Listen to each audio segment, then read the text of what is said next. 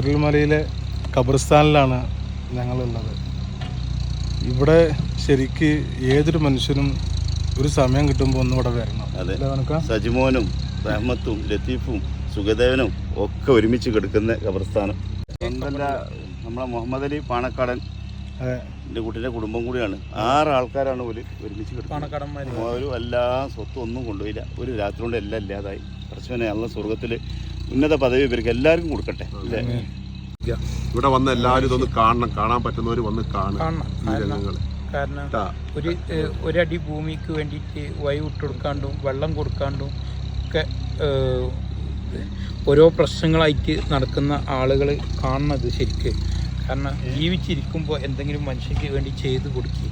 എല്ലാവരും ആ ഒരു ഒരുമ ഉണ്ടാവട്ടെ. കാരണം ഇങ്ങനെ നാളെ ആരൊക്കെയാണ് ഒരു കവർ എടുക്കേണ്ടത് എന്ന് പറയാൻ പറ്റില്ല. 3 സഹോദരങ്ങൾ, ചെറിയ കുട്ടികൾ, നിവേദ്, ധ്യാന്, ഇഷാന്. 3 മക്കള് അച്ഛനും അമ്മനോടും പറയാണ്, അച്ഛനും അമ്മ, ഞങ്ങൾ ഒരുപാട് മാലാഖമാരുടെ ഇടയിലാണ് ഇവിടെ കിടക്കുന്നത്. ഞങ്ങൾക്കൊരു പേടിയില്ല. കൊറോണയും പ്രളയങ്ങളും ദുരന്തങ്ങളും പിന്നെ ഉരുൾപൊട്ടലും എല്ലാം നമുക്ക് പടച്ചമ്പലം കാണിച്ചു തന്നു. ഒന്ന് തിരുത്താനും നല്ലൊരു മനസ്സിലായി. ഇപ്പൊ ഇതിൽ തന്നെ പെട്ട ആളുകൾ, അതായത് വഴിതർക്കം ഉണ്ടായെന്ന് പറഞ്ഞിട്ട് അതിലൊരു വീട്ടിൽ നിന്ന് വഴിതർക്കത്തിൻ്റെ ഒരു പരാതി ലിസ്റ്റ് കിട്ടിയായിരുന്നു. ആ വഴിതർക്കം അവർ എല്ലാവരും ആ വഴിയും പോയി, ആ തർക്കമില്ലാതായി.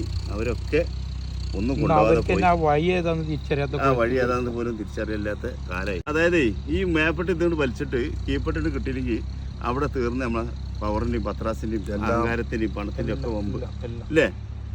അത്രേ ഉള്ളൂ. പഠിച്ചോ ഇതിങ്ങനെ ഫ്രീ തന്നിട്ട് ഇതൊന്ന് ഒരു 5 മിനിറ്റ് 2 മിനിറ്റ് നിർത്തി നോക്കണം. നമ്മൾ സമ്പാദിച്ചതെല്ലാം കൊടുക്കാൻ തയ്യാറായിക്കണം. പക്ഷേ തീർച്ചയായും നമുക്ക് ചിന്തിക്കുക, അള്ളാഹ്ക്ക് നിസ്സാര കാര്യമുള്ളതൊന്നും നിർത്താൻ. നമുക്ക് കൊറോണക്ക് നമ്മൾ ഓക്സിജൻ കിട്ടു വെച്ചിട്ട് ലക്ഷങ്ങൾ കൊടുക്കാൻ തയ്യാറായിരുന്നു. എനിക്കറിയാം, എൻ്റെ നേരിട്ടുള്ള അനുഭവം. പക്ഷേ ആ ഓക്സിജൻ കിട്ടിയ ആൾ മരണപ്പെട്ടു പോയി. അദ്ദേഹത്തിന് മകൻ വിളിച്ച് ചോദിക്കുന്നുണ്ട്, മാനുക്ക് ആ പണം എത്രയും കൊടുക്കുക, അപ്പോൾ അതിൻ്റെ ഓക്സിജൻ കഴിഞ്ഞിട്ടുണ്ട്. ആംബുലൻസിൽ ഞങ്ങൾ ഇവിടെ എത്തിയിട്ടുണ്ട്. പക്ഷേ എന്താ ചെയ്യുക, ഒരു ഹോസ്പിറ്റലും ഫുള്ളാണ്. മാനുക്ക ഉപ്പാക്ക് ഒരു ഓക്സിജൻ എവിടെന്നെങ്കിലും ഒപ്പിക്കും, പണം പ്രശ്നമല്ല. പക്ഷെ ആ പണം കൊണ്ടൊന്നും സാധിച്ചില്ല. ഇതാണ് അവസ്ഥ. ഇവിടെ ഒന്ന് വരിക, ഒന്ന് കാണുക, ഈ കബറിടങ്ങളൊക്കെ സന്ദർശിക്കുക.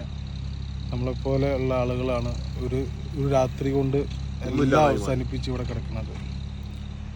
അപ്പോൾ ഓക്കെ, ഇനിയും വരൂട്ടാ. അങ്ങനത്തെ ദുരന്തങ്ങളൊക്കെ പടച്ചതിനെക്കാട്ടും വലിയ ദുരന്തങ്ങളായിട്ട് വരും. അന്നേരത്തെ എല്ലാം കൊടുക്കാന്ന് പറഞ്ഞാൽ നമുക്ക് സമയം ഉണ്ടാവില്ല. അപ്പം നല്ലൊരു മനുഷ്യനായി ജീവിച്ചു.